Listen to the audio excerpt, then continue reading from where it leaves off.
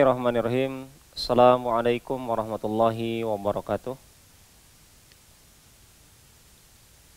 Innal hamdalillah nahmaduhu wa nasta'inuhu wa nastaghfiruh wa na'udzu billahi min syururi anfusina wa sayyiati a'malina. May yahdihillahu fala mudhillalah wa may yudlilhu fala hadiyalah. Assalatu wassalamu ala Rasulillah wa ala alihi wa ashabihi wa mawalah, amma ba'd.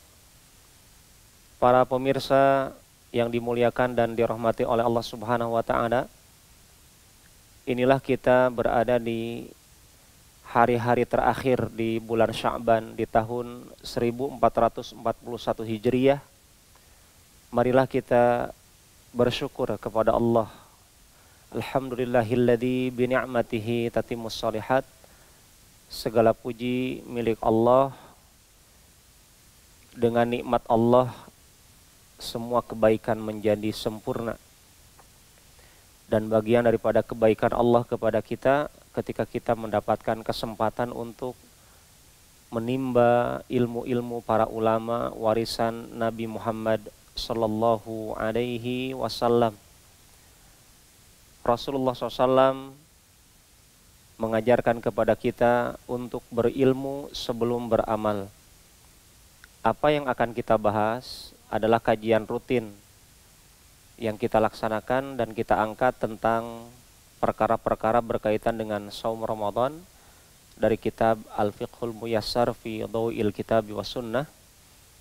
Dan pada kesempatan kali ini membekali diri kita dan merefresh, ya, bahkan juga mengulang pelajaran kita sebelum bertemu Ramadan. Kita akan melanjutkan pembahasan seputar Ramadan, dan yang diangkat pada kesempatan kali ini qaulul muallifun hafizahumullahu jami'an, al-babu tsani fil a'daril mubihah lil fitri wa muftiratis shaim.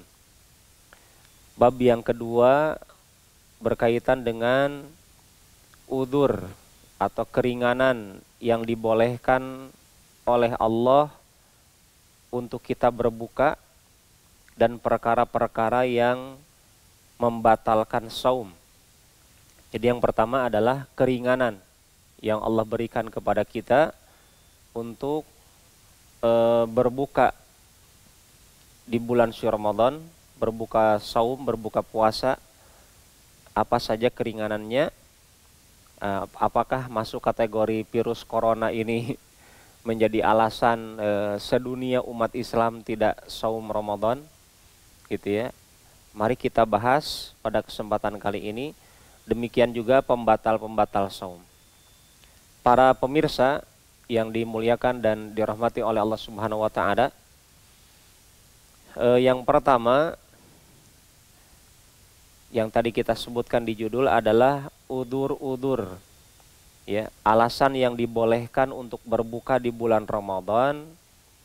Yang pertama adalah al-maradu wal kibar. Al-maradu wal kibar, sakit dan ketika usia telah lanjut.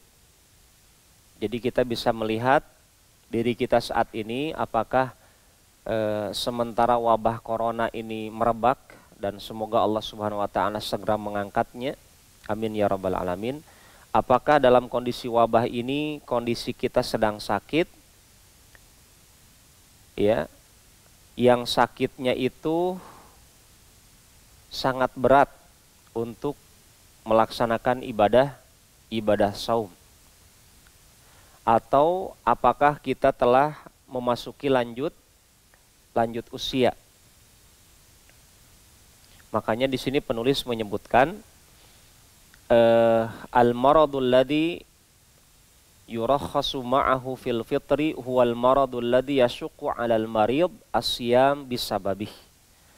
Sakit yang diberikan keringanan untuk berbuka, ya, adalah sakit yang berat dirasakan orang yang sakit dalam menjalankan saum Ramadan. Jadi sakitnya kalau hanya sakit ringan, ya, batuk-batuk ringan, sakit perut gitu ya, kemudian flu biasa, ya, itu adalah bukan alasan kuat untuk berbuka. Dan perlu diingat para jamaah, kadang namanya godaan setan ya, perlu diingat, saum yang akan kita jalankan itu adalah saum yang dimana ada udzur. Ketika Ramadan tidak bisa saum karena sakit misalkan, maka bukan alasan untuk tidak mengkodoknya. Artinya jangan sampai ada orang katakan, Ustaz saya sakit, ya, baik, sakit berat Pak, mungkin dia bilang berat padahal sebenarnya tidak misalnya. Dia ingin berlari dari kewajiban saum, tapi dia tidak bisa berlari dari kewajiban mengkodok saum. Bisa Anda rasakan para pemirsa, bisa Anda bayangkan dan saya bayangkan, kalau kita saum berjamaah, ya, suasana Kendari tempat kita tinggal itu adalah hawanya hawa Ramadan. Bisa dikatakan nihil orang makan, orang minum. Godaannya sedang Allah redam, ya. Setan-setan yang ngeyel itu sedang dibelenggu di bulan Ramadan. Pintu-pintu surga detik-detik ke depan itu akan dibuka lebar, pintu surga sebulan penuh. Pintu neraka ditutup rapat. Ada seruan panggilan dari Allah, wahai para pencari kebaikan, datangi kebaikan, pencari keburukan, jauhilah keburukan. Ya. Suasananya betul-betul suasana religi. Orang baca Quran di mana-mana. Orang tiba-tiba muncul jiwa rajin sedekahnya, rajin mencari kebaikan-kebaikan, bahkan bukan hanya mencari, berlomba dalam kebaikan. Tiba-tiba ada di antara umat Islam, saya sakit keras aja pura-pura. Ingat, bagi Anda yang tidak saum karena sakit atau pura-pura sakit, Anda tetap kodoknya tidak terlepas. Beda suasana, nanti antum mengkodok di tempat lain di luar Ramadan, ya, berat rasanya. Berbeda dengan kita menjalankan saum berjamaah serempak seluruh umat Islam melaksanakan saum. Ini yang harus kita munculkan, pola opini dalam pikiran kita. Ya, cara kita memandang saum Ramadan itu bukan beban. Ya, tapi berkah, bukan beban. Ramadan bulan penuh dengan keberkahan. Sampai Nabi Muhammad SAW mengingatkan, atakum syahrul Ramadan, syahrun mubarak. Saking senangnya Nabi ketemu Ramadan, Ramadan menjumpai Nabi dan umat Islam, Nabi langsung itu umumkan, wahai umat Islam, datang ke kalian, tamu Allah. Ramadan penuh dengan keberkahan. Apapun yang Anda rasakan orang beriman di bulan Ramadan, berkah itu adalah dari Allah ketika itu. Bagi orang beriman. Ya, makanya para pemirsa yang dimuliakan Allah Ta'ala, kita doakan diri kita semuanya, semoga kita mendapatkan kembali izin dari Allah bertemu Ramadan dengan kondisi yang prima, ya, imun dan imannya betul-betul prima, imun dan imannya betul-betul prima. Iman akan prima kalau dibekali ilmu, ya. Iman kalau tanpa ilmu maka imannya semu. Nah, iman tanpa ilmu akan jadi semu. Pura-pura orang beriman padahal dia bisa jadi orang munafik. Pura-pura saum padahal dia sebenarnya di hadapan Allah tidak saum. Pura-pura baca Quran padahal di hadapan Allah tidak ada nilai baca Quran. Pura-pura sedekah tapi di hadapan Allah tidak ada pahala sedikit pun. Kenapa? Karena tanpa ilmu iman tidak ada manfaatnya. Ya. Maka bagi orang-orang yang akan bertemu Ramadan, manfaat Ramadan akan terasa betul sampai ke hati. Kalau dibarengi dengan keimanan, yang keimanan itu di atas pondasi ilmu yang benar. Ilmu siapa? Ilmu Rasulullah Sallallahu Alaihi Wasallam. Masya Allah. Jadi udzur yang pertama para pemirsa adalah sakit dengan usia lanjut. Tapi ingat, mata saya ini Masya Allah. Dan mata Anda semuanya, kita semuanya sudah menyaksikan berkali-kali Ramadan. Banyak sekali anak-anak muda, milenial, kalah dengan kualitas semangat Ramadannya orang tua yang dikatakan dalam pembahasan kita. Sebenarnya orang tua ini sudah dapat udzur untuk tidak saum. Tapi Masya Allah, kita semuanya sudah jadi saksi. Banyak orang tua yang semangat tinggi ketika mereka memahami. Sepertinya mungkin mereka sangat paham. Apalagi kalau orang sudah ngerti usia umat Islam 60, 70. Kalau mereka sudah di angka 50, 60, 70 itu sudah detik-detik itu. Ya. Sudah rambu-rambu sangat, Masya Allah, sangat dekat dengan ajal. Maka motivasi untuk semangat saum Ramadan adalah bagaimana kalau sementara saum karena Allah dengan keimanan, berdasarkan ilmu Nabi, sementara ibadah saum Anda meninggal dunia. Tidak ada orang beriman yang menolak diwafatkan dalam ketaatan. Nah, semua kita berharap Allah wafatkan diri kita dalam keislaman. Tawaffani muslimah wa alhiqni bis salihin. Ya Allah, wafatkan saya, status saya masih muslim ya Allah. Pertemukan setelah saya meninggal dengan orang-orang soleh. Para pemirsa, berdoalah terus kepada Allah, meminta izin kepada Allah agar makhluk yang bernama Ramadan diizinkan bertemu dengan kita dalam kondisi sehat. Walaupun Anda sudah lanjut usia, semoga Anda mendapatkan kemampuan. Tapi kalau qadarullah Anda disakitkan oleh Allah, jangan sedih. Ya.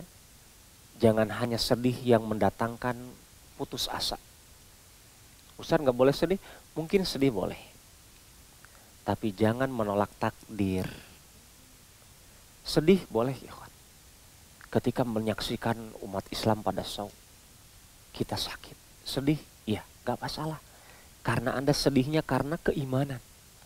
Melihat saudara-saudara Anda saum, Anda tidak saum, Anda sedih.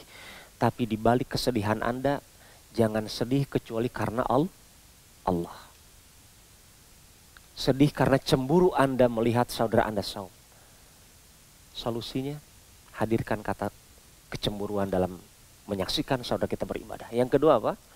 Bagi Anda yang sakit atau lanjut usia, ya, hadirkan kesedihan. Tapi terima takdir buruk dari Allah. Ini ujian. Solusi selanjutnya apa? Kalau Anda mempunyai kelapangan rizki, ingat hadis Nabi bagi yang sakit. Ingat hadis Nabi nanti di bulan Ramadan. Kalau Anda sakit atau telah menginjak lanjut usia sehingga tidak sanggup saum, man fattara sha'iman falahu mithlu ajri fa'ilih biduni an yanqusa min ujurihi syai'a. Barang siapa memberikan sajian berbuka untuk satu orang saum saja, tidak mesti satu masjid, tidak mesti satu kampung, tidak mesti satu negeri, tidak. Kata Nabi, walaupun Anda hanya baru sanggup memberikan sajian berbuka untuk satu orang. Ketika Anda sakit, ketika Anda menginjak lanjut usia sehingga tidak sanggup melaksanakan saum, ada hiburan dari Allah. Selain menghadirkan rasa cemburu tadi, ya, siapkan sajian berbuka untuk orang-orang yang saum. Ustaz, Anda bingung mau dikemanakan, bisa Anda amanahkan ke tempat-tempat yang mendistribusikan sajian berbuka. Termasuk kita di relawan An-Nur saat ini juga membuka peluang untuk itu. Bagi Anda yang qadarullah nanti sakit, atau keluarganya sakit, atau lanjut usia sehingga tidak sanggup untuk melaksanakan saum, agar pahala Anda dapatkan di bulan Ramadan, pahala saum. Masya Allah para jamaah. Kalau Anda berikan sajian berbukanya itu untuk 10 orang saum dengan kualitas saum yang maksimal. Orang-orang soleh, orang-orang ahli ibadah di atas ilmu agama. Bukan orang-orang asal orang saum gitu kan. Ya, usahakan kita pilih orang-orang yang Masya Allah kita lihat ibadahnya bagus. Ya, usahakan seperti itu. Walaupun tidak menutup kemungkinan untuk solusi berdakwah adalah kepada siapa saja yang saum. Tapi kita buatkan apa? Tingkatan-tingkatan. La tusahib illa mu'mina. Jangan berteman kecuali dengan orang beriman. Wala ya'kul ta'amaka illa taqi. Jangan mengkonsumsi makanan yang engkau sajikan kecuali orang yang bertakwa. Dan saum, Masya Allah, diwajibkan saum kepada orang beriman. La'allakum tattaqun. Agar kalian menjadi orang bertakwa. Pilihlah orang-orang yang saumnya itu, prediksi kita, dia saumnya betul-betul berusaha karena Allah, mencari gelar takwa. Sisihkan dana kita untuk memberikan sajian berbuka untuk mereka. Agar ketika kalau memang kita ditakdirkan sakit, ada hiburan. Ya Allah, saya titipkan ya diri saya dengan pahala saumnya orang ini, ketika saya titipkan amanah untuk berbuka ini dikonsumsi oleh orang saum ini. Semoga bagi Anda yang nanti mendapatkan kondisi sakit sehingga tidak dapat saum, atau kondisi sudah lanjut usia ketika Anda lemah sehingga tidak sanggup saum, Anda mendapatkan kelapangan rizki untuk memberikan sajian berbuka. Dua kata ini yaitu sakit dan lanjut usia berdasarkan firman Allah Subhanahu wa ta'ala, wa man kana maridan aw ala safarin fa'iddatun min ayyamin ukhar. Dalam surat Al-Baqarah ayat 185, barang siapa di antara orang beriman itu sakit ketika bulan Ramadan atau berada dalam kondisi safar, maka bayarlah, qodoklah saum Ramadan di hari-hari yang lain. Al-Baqarah 1885.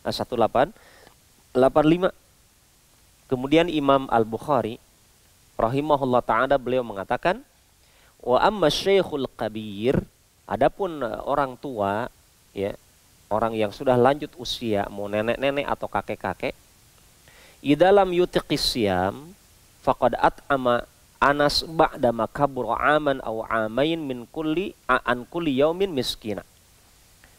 Maka kalau ada orang yang sudah lanjut usia, tidak sanggup lagi saum, sungguh sahabat Anas bin Malik telah memberikan makanan ketika usia beliau, ya, sudah lanjut usia setahun atau dua tahun. Beliau setiap harinya memberikan makanan kepada satu orang miskin. Waqala Ibnu Abbas radhiyallahu anhuma, Ibn Abbas semoga Allah meridhai beliau berdua, ya, berkata beliau tentang perkara asy-syekh al-kabir wal mar'ah al-kabirah, nenek-nenek dan kakek-kakek. La yastati'ani an yasuma, yang mana kondisi nenek kakek ini nggak sanggup saum. Masya Allah, nek kak, pada nenek-nenek kakek-kakek yang Allah muliakan, kalau nenek masih sanggup saum, ya semoga Allah berikan kekuatan. Kalau kakek masih sanggup saum, itu lebih bagus. Kata Allah, wa antasumu khairul lakum. Anda saum itu lebih baik. Nah, ini kata Allah. Anda saum wahai nenek, wahai kakek, itu lebih baik. Kalau masih sanggup, jangan dipaksakan. Ya, kalau masih sanggup, silakan saum. Bismillah. Usahakan sahur. Ya. Tapi kalau nggak sanggup, kata Ibn Abbas, falyut'ima makana kulli yaum miskina. Kalau nggak sanggup, berikan makanan setiap harinya, satu orang miskin diberikan makanan. Ada hikmah agung di dalamnya. Kenapa Allah takdirkan ada orang-orang yang lanjut usia ketemu Ramadan, dapat bonus tidak saum? Kenapa Allah takdir seperti itu? Agar orang-orang yang lanjut usia ini, ketika dirinya sudah tidak sanggup saum, dirinya masih mungkin memberikan kebaikan kepada orang-orang miskin yang tidak sanggup mencari nafkah untuk berbuka atau untuk sahur, di coverlah oleh kakek-kakek nenek-nenek. Dibantulah oleh munculnya nenek-nenek, kakek-kakek yang nggak sanggup ini. Setiap harinya Anda diwajibkan untuk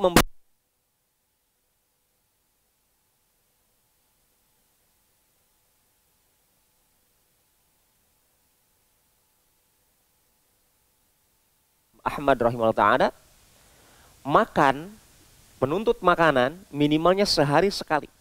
Tapi menuntut ilmu agama sesuai dengan jumlah desahan napas kita. Jadi makan kita seharinya minimal sekali. Sekarang ketika ada saum Ramadan, orang-orang lanjut usia nggak sanggup saum, dia wajib, ada kewajiban lain. Apa itu kewajiban lain? Memikirkan makanan orang miskin ketika orang miskinnya sanggup saum Ramadan. Tapi dia tidak sanggup mencari makanan sahur dan berbuka. Allahu Akbar. Masya Allah. Para jamaah. Demikianlah kalau kita korelasikan, kaitkan antara syariat untuk orang sakit, orang yang lanjut usia sehingga tidak sanggup saum. Ternyata di sana ada sarana dari Allah untuk orang lanjut usia ini memikirkan jatah makan orang miskin di bulan suci Ramadan. Para pemirsa yang dimuliakan oleh Allah Subhanahu wa ta'ala,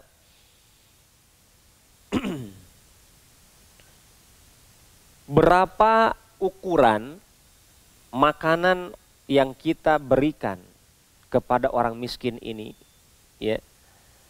Para ulama mengatakan, satu orang miskin ini diberikan jatah nisfu so' min bur au tamr au aruz au nahwiha min qutil balad. Setengah sok, ya, setengah sok. Setengah sok itu apa?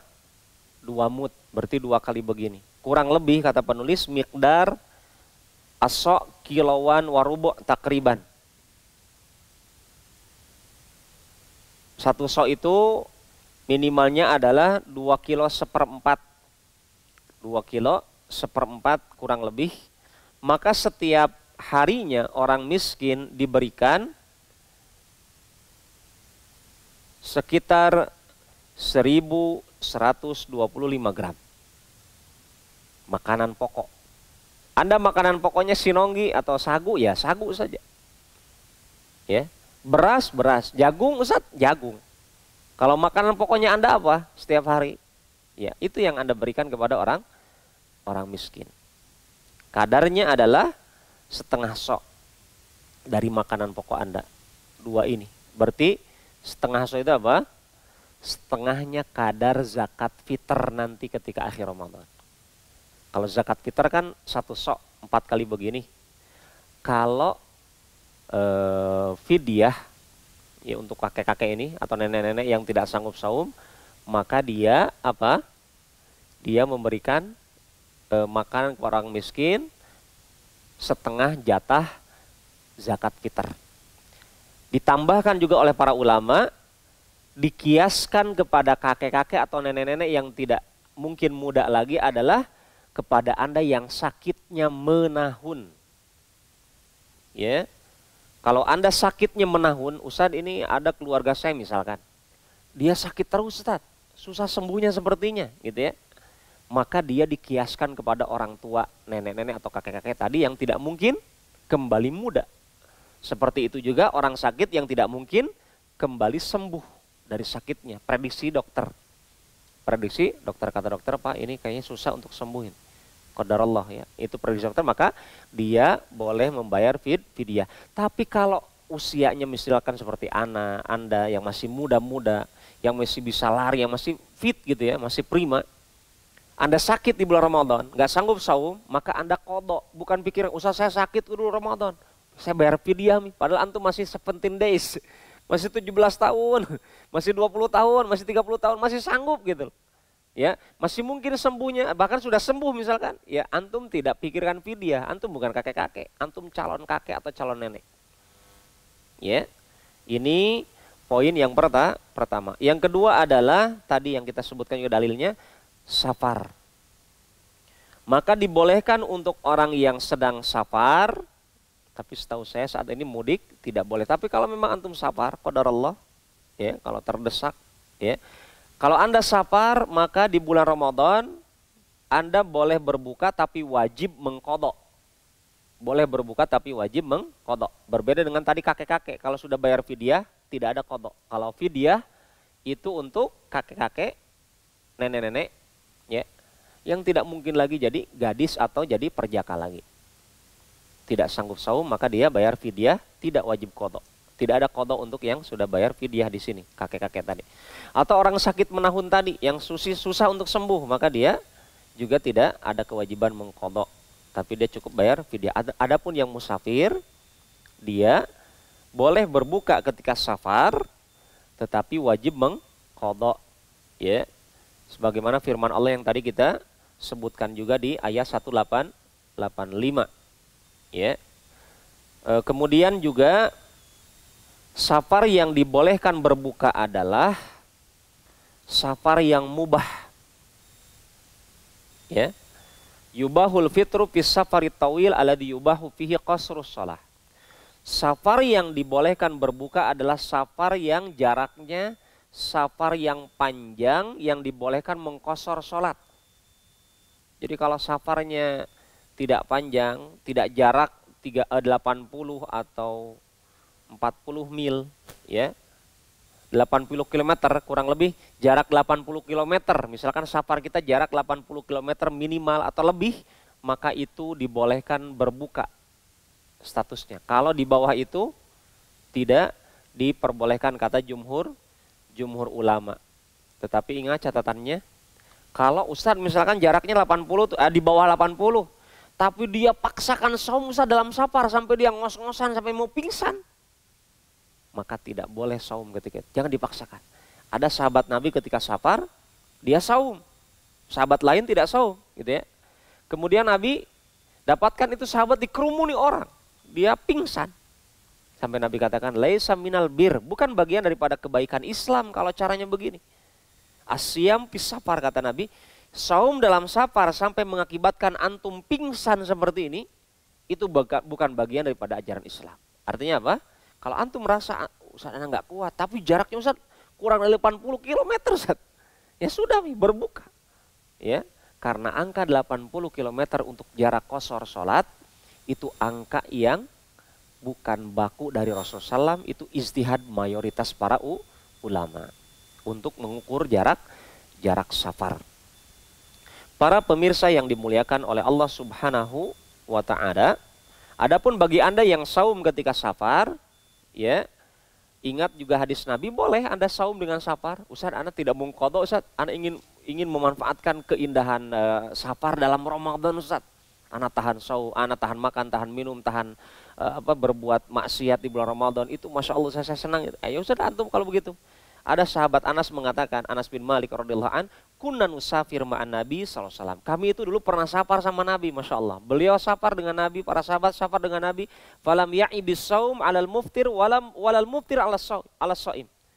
Di antara kami ada yang saum ketika safar sama Nabi, dan di antara kami ada yang berbuka ketika safar dengan Nabi. Orang yang saum tidak mengejek orang berbuka, orang berbuka tidak mengejek orang saum. Inilah indahnya para sahabat yang harus kita contoh. Karena mungkin ada di antara kita suka ngejek, antum ini masih muda masa berbuka? Kalau memang dirasa dia tidak sanggup, walaupun dia muda, mau dia apa? Jangan diejek, jangan dihina. Apalagi nanti di bulan Ramadan, bulan dilipat gandakan pahala dan dosa para jamaah. Naam, bulan dilipat gandakan pahala. Kenapa? Karena pahala kita sholat taraweh berjamaah bersama imam sampai selesai, itu dicatat seperti sholat semalam suntuk. Padahal kita tahu sholat semalam suntuk itu pahala apa? Pahala sholat isya berjamaah. Apaan? Pahala sholat subuh? Pahala sholat apa? Sholat isya berjamaah.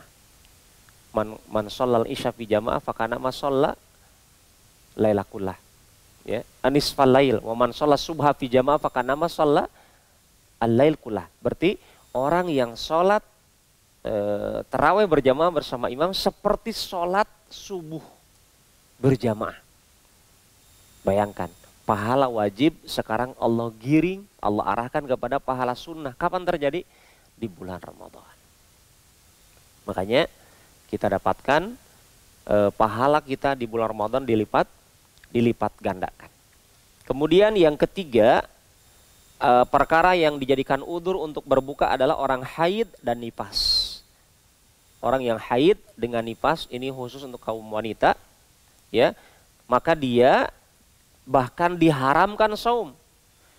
Secinta apapun Anda wahai akhwat, ibu-ibu, bapak, para cewek, para gadis, ketika Anda datang bulan atau yang sudah punya anak kemudian dia nifas, lahiran kemudian nifas, Anda saum di bulan Ramadan, Ustaz, sayang Ustaz, eman gitu ya, sayang Ramadan, Ustaz, saya saum saya walaupun nifas, ketika haid juga saum Ramadan. Kita katakan, para ulama katakan, Anda haram saum. Bagi Anda diharamkan saum. Solusinya apa? Ya hadirkan rasa sedih kemudian cemburu kepada orang saum. Kedua, berikan sajian berbuka agar pahala orang saum Anda juga dapatkan. Ya. Tapi penting juga diingat kepada wanita haid dan nifas, Anda wajib mengqadha saum Anda di hari yang lain, di bulan yang lain selain Ramadan. Diingat-ingat ya, Anda mesti mengqadha saum Anda. Kemudian yang terakhir, udzur saum, udzur tidak masalah tidak Anda saum gitu ya. Udzur untuk berbuka ketika Ramadan adalah orang hamil atau menyusui. Kalau dia takut kepada dirinya atau anaknya karena sebab saumnya, maka dia boleh untuk berbuka. Jadi terkadang ada orang hamil atau orang menyusui, kekhawatirannya, dominannya seorang ibu itu biasa Masya Allah kepada anaknya. Ustaz, takut anak saya begini, asinya kurang dan seterusnya, maka boleh. Atau Anda takut kepada diri Anda, Ustaz, kalau anak saum itu lemah sekali Ustaz, itu boleh. Atau rasa takutnya kepada diri Anda dan kepada anak Anda, maka dibolehkan untuk Anda berbuka. Ya, Nabi Muhammad alaihi salatu wasallam mengatakan, kata Anas bin Malik, "Innallaha wada'a 'anil musafir syatrus shalah was-shaum wa 'anil hubla wal murdi as-shaum." Allah melepas kewajiban saum kepada orang safar, ya, untuk tidak saum, kemudian juga untuk sholatnya dikosor. Itu bonus bagi orang safar. Demikian juga Allah memberikan keringanan untuk tidak saum kepada orang hamil dan orang menyusui. Hadis riwayat Imam At-Tirmidzi dan dihasankan oleh beliau dan dihasankan oleh Imam Al-Albani rahimahullah ta'ala. Dan wanita yang menyusui dan hamil ini mengqadha di hari-hari yang lain yang dia berbuka. Ini kalau alasan berbukanya adalah dia takut kepada dirinya. Tapi kalau dia takut, orang hamil ini takut ada apa-apa kepada janinnya, atau menyusui itu takut kepada apa yang disusuinya dari bayinya, maka dia memberikan makanan kepada orang miskin sambil dia mengqadha saumnya. Jadi rasa takut itu berefek kepada hukumnya berbeda. Kalau wanita yang menyusui dan mengandung itu takut kepada dirinya, ya, lemah dirinya ketika menyusui ataupun ketika mengandung, maka dia wajib untuk mengqadha saja di hari yang lain. Tapi kalau seorang wanita hamil, ya, atau menyusui ini takut kepada apa yang ada di perutnya ataupun kepada bayinya, maka dia selain mengqadha adalah dengan memberikan makanan kepada orang miskin. Maka para jamaah, diringkaslah oleh penulis yang membolehkan kita untuk berbuka di bulan Ramadan adalah safar, sakit, haid, nifas, ya, dan takut dari kehancuran itu kepada wanita hamil dan menyusui. Inilah pembahasan kita di kesempatan kali ini karena waktu kita juga terbatas, tetapi saya tambahkan secara singkat poin-poin penting tentang pembatal saum. Pertama, makan minum dengan sengaja. Kalau nanti ketika Ramadan Anda makan minum nggak sengaja, lupa, maka Anda adalah mendapatkan makanan dan minuman dari Allah di bulan Ramadan. Ketika makan minum lupa di bulan Ramadan bukan sengaja, itu tidak membatalkan saum. Lanjutkan saum Anda, tapi ketika Anda ingat di mulut Anda ada minuman, ada makanan, jangan ditelan kalau sudah ingat. Ya, ketika Anda makan, misalkan di mulut Anda masih ada makanan, kemudian ingat, Anda saum, Kemudian apa? Muntahkan yang ada di mulut. Bukan mumpung ada di mulut langsung ditelan. Karena ketika Anda telan, itu pembatal saum. Kemudian yang kedua adalah berhubungan intim di siang Ramadan. Ya, ini pembatal saum. Kemudian muntah dengan sengaja. Maksudnya muntah dengan sengaja adalah memasukkan jari jemari Anda ke mulut sehingga jadi muntah. Ya, kalau muntahnya karena sedang sapar, pusing, kemudian muntah, maka itu bukan karena Anda, tetapi karena takdir Allah Subhanahu Wa Taala. Ya, maka tidak membatalkan saum. Penulis juga mengatakan yang keempat pembatal saum adalah berbekam. Di sini disebutkan sebagai pembatal saum. Kemudian keluar darah haid dan nifas. Kemudian niat berbuka. Nah, ini sering terjadi ketika Anda di toilet, lagi mandi, adzan maghrib. Nggak mungkin Anda makan kurma di toilet misalkan. Bagaimana Ustaz? Anda nggak makan, nggak minum itu lagi mandi, masa pakai sabun keluar gitu? Tidak. Niatkan saja berbuka. Ketika Anda misalkan ketika itu berbuka, misalkan di mobil juga nggak bawa makan, nggak bawa minuman, niat berbuka, Anda sudah batal. Kemudian yang terakhir adalah murtad. Na'udzubillah min dzalik. Dengan murtad maka dia menghilangkan, melenyapkan ibadah, otomatis jadi pembatal. Wallahu ta'ala alam. Demikian apa yang kita bahas. Semoga Allah memberkahi kajian ini dan memberkahi kita semuanya. Amin ya rabbal alamin. Allahumma sallimna li Ramadan. Wassalim Ramadan alana wa tasalamhu minna mutaqabbala. Subhanaka Allahumma rabbana bihamdik asyhadu an la ilaha illa anta astaghfiruka wa atubu ilaik. Wassallallahu wasallam ala nabiyina Muhammad walhamdulillah. Assalamualaikum warahmatullahi wabarakatuh.